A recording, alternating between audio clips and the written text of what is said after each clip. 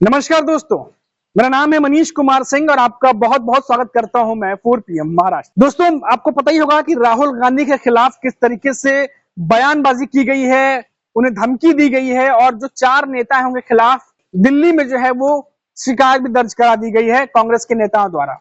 आपको पता ही होगा कि महाराष्ट्र के भी एक नेता हैं, एकनाथ शिंदे की शिवसेना के संजय गायकवाड़, उन्होंने भी कुछ ऐसी बातें कही थी जिसको दोहराना सही नहीं है।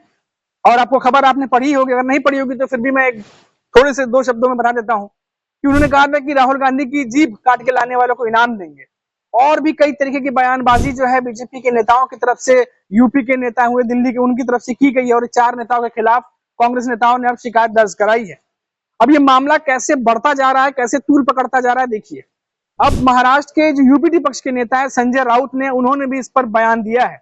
संजय राउत ने कहा है कि बहुत बड़ी साजिश रची जा रही है राहुल गांधी के खिलाफ और उनकी जान को खतरा है। ये बात संजय राउत पहले भी कह चुके हैं और एक बार फिर से उन्होंने ये बात कही है कि राहुल गांधी के खिलाफ बहुत बड़ी साजिश रची जा रही है और उनके जान को खतरा है। और साथ ही साथ संजय राउत ने यह भी कहा है कि जो लोग, जो बीजेपी के नेता हैं या उनके सहयोगी दल के नेता जो इस तरीके से गलत बयानबाजी कर रहे हैं, आखिर प्रधानमंत्री नरेंद्र मोदी और अमित शाह उनके खिलाफ कार्रवाई क्यों नहीं करते? क्योंकि इस तरीके से सार्वजनिक जगहों पर इस तरीके से बात करना और किसी नेता के बारे में इस तरीके से बयानबाजी करना बहुत ही गलत है। और इसको लेकर के अब जो बाकी के जो दल के नेता उन्होंने भी आवाज उठानी शुरू कर दी है। आपको बता दें कि जो कांग्रेस के नेता अजय माकन, उन्होंने शिकायत दर्ज कराई है और साथ ही साथ कहा है कि जो बाकी के जो कांग्रेस के नेता हैं कांग्रेस के, वो भी दिल्ली में बीजेपी मुख्यालय पर पहुंच रहे हैं प्रदर्शन करने के लिए। और इस बयानबाजी को अब जो है गलत तरीके से जिस तरीके से बोला गया है, इसको लेकर के अब खुद भी सहयोगी दल के कई बड़े नेता भी अब साथ खड़े नजर नहीं आ रहे। आपको बता दें कि जैसे ही संजय गायकवाड़ ने ये बयान दिया और उसके बाद मामला तूल पकड़ा, उसके बाद बीजेपी के जो बड़े नेता हैं, प्रदेश महाराष्ट्र के अध्यक्ष भी हैं चंद्रशेखर बावनकुले, उन्होंने तुरंत इस पर बयान दिया और कहा कि इस तरह के बयान को वो सपोर्ट नहीं करते हैं और अपने आप को तुरंत जो है वो संजय गायकवाड़ के बयान से अलग कर लिया। तो अपना पल्ला झाड़ करके जो चंद्रशेखर बावनकुले हैं, उन्होंने अपना पल्ला झाड़ा और वो अलग हो गए, इस बयान से दूरी बना ली, क्योंकि उन्हें मालूम था कि महाराष्ट्र में फिर से इस तरह की गलत बयानबाजी जो है बैकफायर कर सकती है। क्योंकि लोकसभा चुनाव में हमने देखा कि किस तरीके से बदजुबानी और बयानबाजी किया गया था और इसका जो भुगतान है वो महायुति के नेताओं को करना पड़ा लोकसभा चुनाव में। अगर फिर से इस तरह की बयानबाजी की जाती है तो जाहिर सी बात है जनता के बीच में खबर जाती है और उससे वो इमेज किस तरीके की पोर्ट्रे होता है वो पता है। और उसके बाद जिस तरीके से बयानबाजी की गई, अब ये तूल पकड़ता जा रहा है मामला। अब देखिए कि ये तो बयानबाजी की बात हुई कि राहुल गांधी के खिलाफ किस तरीके से गलत शब्दों का चयन करते हुए गलत जो है वो बयान दिया गया है, धमकी दी गई है। अब देखिए कि कांग्रेस इस चीज को लेकर बहुत ही ज्यादा आक्रामक नजर आई है। चाहे सोशल मीडिया की बात कर लीजिए, दिल्ली में अभी देखिए प्रदर्शन शुरू होने वाला है, हो चुका है अब तक तो, और दिल्ली बीजेपी मुख्यालय पे भी कांग्रेस के नेता पहुंच रहे हैं। और इस मामले को अब कांग्रेस जो है एक तरीके से छोड़ना नहीं चाह रही है, क्योंकि राहुल गांधी के खिलाफ जो बयानबाजी की गई है, इससे एक सहानुभूति की लहर जनता के बीच में पैदा होगी।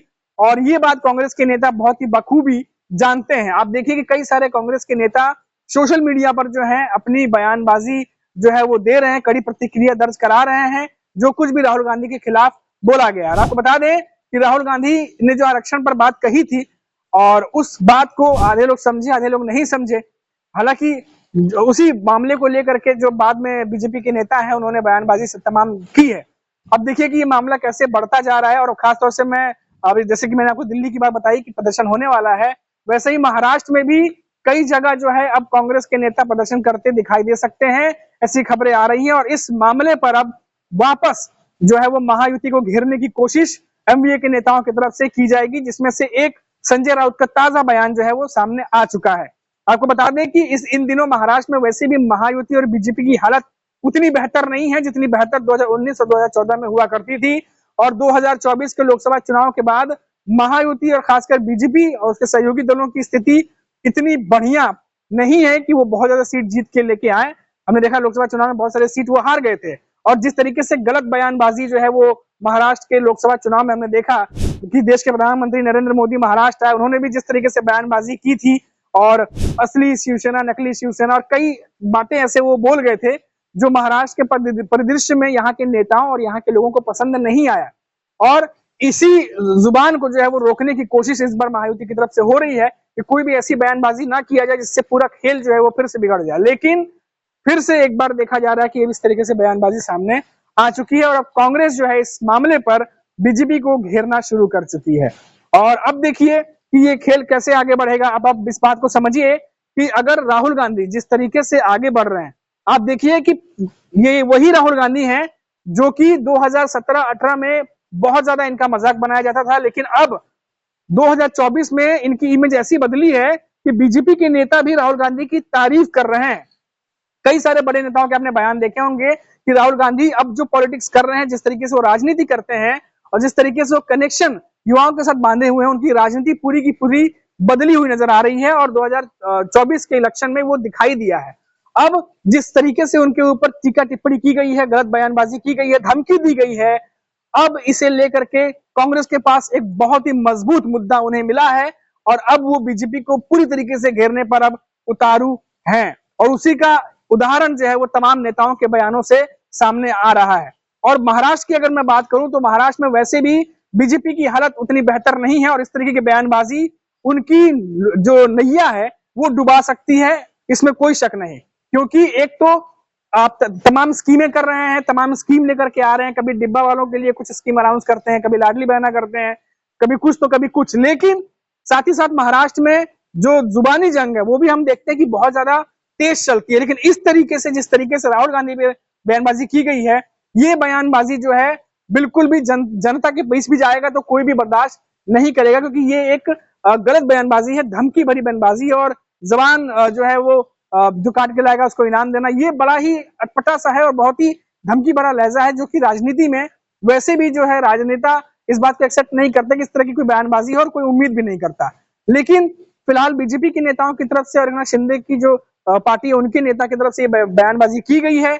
अब फाइनली मामला दर्ज कर दिया गया है, शिकायत दर्ज कर दिया गया है। पूरे देश में कांग्रेस के नेताओं की तरफ से पुरजोर विरोध जो है वो किया जा रहा है और इन नेताओं के खिलाफ एक्शन लेने की बात कही जा रही है। अब जरा सोचिए कि अगर इस तरह की बयानबाजी कोई ऐसे राह चलते कोई आम आदमी या कॉमन आदमी भी कर दे तो उसकी शिकायत तो वो आदमी जो है पुलिस हिरासत में अरेस्ट हो सकता है। लेकिन अभी तक यहाँ पर ऐसा कुछ भी होता दिखाई नहीं दे रहा है, क्योंकि बड़े मंत्री हैं, बड़े नेता हैं और अभी तक जो मांग की जा रही है उस पर कोई भी अभी तक सुध जो है वो बीजेपी के आला कमान की तरफ से नहीं ली गई है।